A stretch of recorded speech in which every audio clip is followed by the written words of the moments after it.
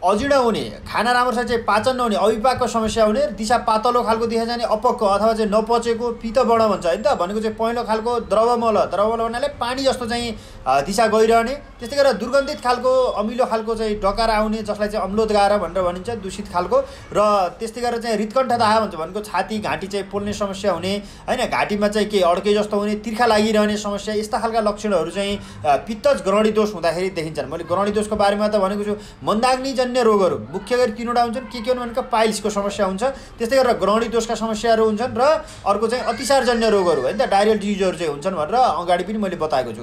त्यही मध्येको चाहिँ ग्रहणी दोष मध्येको चाहिँ पित्तज ग्रहणी दोषका लक्षणहरू चाहिँ अघि मैले उल्लेख गरेका लक्षणहरू हुन्। यस्तोमा चाहिँ हाइपर एसिडिटीको समस्या कतिपय अवस्थामा चाहिँ निको गर्न एकदमै धेरै समय भएको छ भने कम चाहिँ हुँदैन। औषधि खान्छ अलिअलि पहिला चाहिँ सुरुमा औषधि खाँदा कम हुने हुन्छ भने पछि गएर चाहिँ औषधि खाँदा पनि कम नहुने हुन्छ। यस्तो खालको चाहिँ समस्याहरू भइरहेछन् भने हामीले चाहिँ ग्रहणी दोष अन्तर्गत रहेर चाहिँ चिकित्सा गर्नुपर्छ। सुरुमा औषधि खाँदा लाभ भएन भने त्यस्तोमा चाहिँ थेरापीको प्रयोग गरेर भए पनि हामीले के गर्नुपर्छ, यसलाई चाहिँ कम गर्ने प्रयत्न गर्नुपर्छ। यसमा चाहिँ तपाईँले चाहिँ विधायी गर्ने खानेकुराहरू, जलनको उत्पन्न गर्ने खानेकुरा, तारेका भुटेका खानेकुराहरू हैन, त्यस्तै गरेर गेडागुडीको प्रयोगले, त्यस्तै गरेर उसिनेको चाहिँ अन्डाको प्रयोगले हैन, त्यस्तै गरेर चाहिँ साग वर्ग चाहिँ हरियो खालको साग वर्गहरू धेरै खाँदाखेरि त्यसले, त्यस्तै गरेर मांसको चाहिँ मासुहरू धेरै खाँदाखेरि यस्ता खालका खानेकुराहरूले चाहिँ यस्तो समस्या कहिलेकाहीँ बढाउने पनि गर्छ। त्यसले गर्दा यस्तो खालको समस्याहरू छ भने यस्ता खालका खानेकुराहरू चाहिँ कम गर्ने गर्नुपर्छ।